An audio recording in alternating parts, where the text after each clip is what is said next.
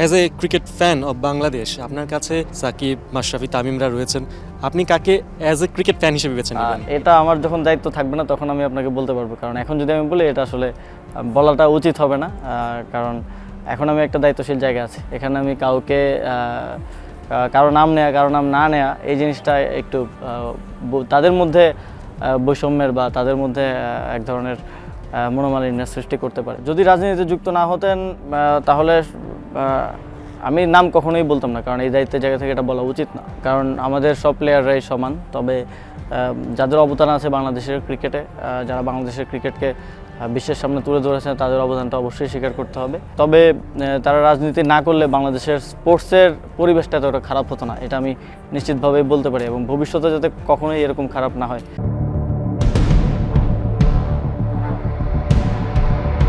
৩৬ দিনের সংগ্রাম, বৈষম্যের বিরুদ্ধে গণজাগরণ, অস্ত্রের মুখে দাবিয়ে রাখার চেষ্টা, কিন্তু ঠেকানো যায়নি অহংকারের পতন।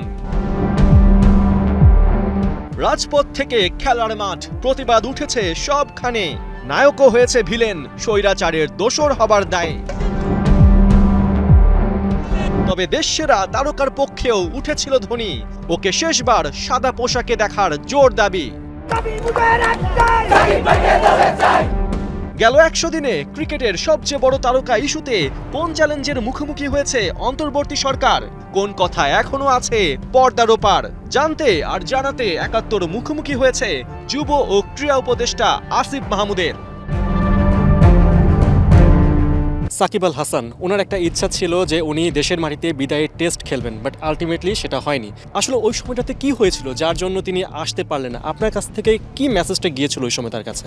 প্লেয়ার খেলবেন কি খেলবেন না এই যে সিদ্ধান্তটা অবশ্যই ওই বোর্ডের, বিসিবির এই সিদ্ধান্ত। তবে তখন একটা পরিস্থিতি উদ্ভবের কারণে আমি বোর্ডকে পরামর্শ দিয়েছিলাম যে কোনো ধরনের অনাকাঙ্ক্ষিত ঘটনা এড়ানোর জন্য। আপনারা জানেন একটা ভিন্ন একটা দেশ আমাদের এখানে খেলতে আসছে, আমরা তাদেরকে হোস্ট করছি। এ ধরনের সিচুয়েশনে যদি কোনো ধরনের অনাকাঙ্ক্ষিত ঘটনা ঘটে, সেটা আমাদের ক্রিকেটের একটা বড় ক্ষতি হয়ে যাবে, এবং যে কোনো দেশ বাংলাদেশে খেলতে আসার ক্ষেত্রে দ্বিতীয়বার ভাববে। তো এই ধরনের পরিস্থিতি যাতে না ঘটে, আপনারা জানেন আইনশৃঙ্খলা পরিস্থিতির কারণে আমরা উইমেন ওয়ার্ল্ড কাপটাও হোস্ট করতে পারিনি। তারপর যদি এমন একটা পরিস্থিতি ঘটে, সেটা আমাদের জন্য দুঃখজনক হতো এবং ক্রিকেটের একটা বড় ক্ষতি হতে পারত। সেই জায়গা থেকে বিসিবিকে আমি পরামর্শ দিয়েছি যে আপাতত না আসাই ভালো, এবং আপনারা জানেন বাংলাদেশের মানুষের একটা সেন্টিমেন্টের জায়গা আছে। সাকিব আল হাসানের সাথে কথা হয়েছিল কিনা আপনার পার্সোনালি ওই সময়টাতে? না, আমি ব্যক্তিগতভাবে খেলোয়াড়দের সাথে যোগাযোগ, এই সিদ্ধান্ত ডিসিশন মেকিংয়ের ক্ষেত্রে যোগাযোগ রাখা কনফ্লিক্ট অফ ইন্টারেস্টের বিষয় আছে, এবং এই যোগাযোগটা রাখার কথা আসলে ফেডারেশনের। তো আমাদের একটা পলিসি হচ্ছে যার যে দায়িত্ব তাকে সেটা পালন করতে দেওয়া উচিত, এবং কোনো কিছুতে হস্তক্ষেপ করলে সেটার ফলাফল আসলে ভালো হয় না, যেটা আমরা ইতিপূর্বে দেখেছি। সাকিব আল হাসান খেলতে পারছেন না, এটা নিয়ে আমরা দেখতে পেয়েছি বিসিবির বাইরে তুলকালাম হয়েছে, আপনাকে কাঠগড়ায় দাঁড় করানোর একটা চেষ্টা করা হয়েছিল। সেই সময় অভিজ্ঞতাটা কেমন, নিজের মধ্যে কি? দেখুন, আমি প্রফেশনাল জায়গা থেকে আমার যেই প্রফেশনালিজমটা ধরে রেখে আমার যেই দায়িত্ব, সেই দায়িত্বটা পালনের চেষ্টা করেছি এবং সামনের দিনেও করব। এটার কী ধরনের রিয়াকশান আসলো সেটা যদি দেখতে যাই তাহলে আসলে কাজ করতে পারবো না, কারণ দিন শেষে স্পোর্টসের উন্নতি করাটা হচ্ছে আমার দায়িত্ব। সেই জায়গা থেকে আমার দায়িত্বটা আমি যথাযথভাবে পালনের চেষ্টা করেছি তখনও এবং সামনেও করব। As a cricket fan of Bangladesh, আপনার কাছে সাকিব, মাশরাফি, তামিমরা রয়েছেন, আপনি কাকে অ্যাজ এ ক্রিকেট ফ্যান হিসেবে বেছে নেবেন? এটা আমার যখন দায়িত্ব থাকবে না তখন আমি আপনাকে বলতে পারবো, কারণ এখন যদি আমি বলি এটা আসলে বলাটা উচিত হবে না। কারণ এখন আমি একটা দায়িত্বশীল জায়গায় আছি, এখানে আমি কাউকে কারো নাম নেয়া কারো নাম না নেয়া এই জিনিসটা একটু তাদের মধ্যে বৈষম্যের বা তাদের মধ্যে এক ধরনের মনোমালিন্যের সৃষ্টি করতে পারে। তো সেই জায়গা থেকে এই সময় আপনি কিছু আফসোস হচ্ছে কিনা, যদি তারা রাজনীতি না করতেন তাহলে হয়তো নামটা বলা সহজ হতো, এই একটা আফসোস আছে কিনা?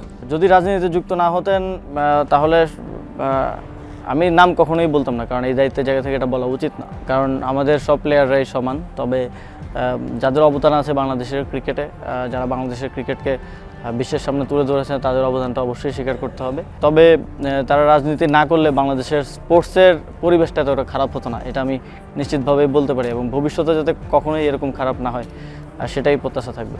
তামিম ইকবালের কথা যদি বলতে হয়, বিপিএল খেলবেন, অনেকে তাকে বোর্ডে চায়, তামিম ইকবালকে নিয়ে আপনার কি ভাবনা আছে, বা তার সাথে কথা তো বলেছেন আপনারা, আমরা তো ছবি দেখেছি বিসিবিতে দুজন মিলে পরিদর্শন করেছেন, আপনাকে সব কিছু চিনিয়েছেন। আমার ভাবনা থেকে গুরুত্বপূর্ণ হচ্ছে তিনি ব্যক্তিগতভাবে কী ভাবেন, এবং ক্রিকেটের জন্য যদি কাজ করার সুযোগ হয় আমি আশা করি বিসিবি তাকে সেই সুযোগটা করে দেবে, এবং মন্ত্রণালয়ের জায়গা থেকেও যদি সে ধরনের কোনো কাজ করার সুযোগ হয় আমরাও সেটাকে করবো। আমরা চাই যারা সাবেক ক্রিকেটার আছেন তারা ক্রিকেটে যেই প্রশাসনিক কার্যক্রমেও যুক্ত হোক, কারণ এখানে রাজনৈতিক ব্যক্তিরা যখন চলে আসে তখন আর ক্রিকেটের সার্বিক উন্নতিটা হয় না। ক্রিকেটারে আসলে বোঝেন যে, এবং তাদের একটা আবেগের জায়গা থাকে ক্রিকেটের সার্বিক উন্নয়নের জন্য, তারা একটা স্বপ্ন দেখতে পারেন।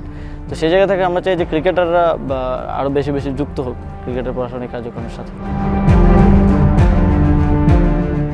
পাখির চোখে দৃষ্টিসীমা বাড়লেও অনেক কিছুই থেকে যায় অস্পষ্ট।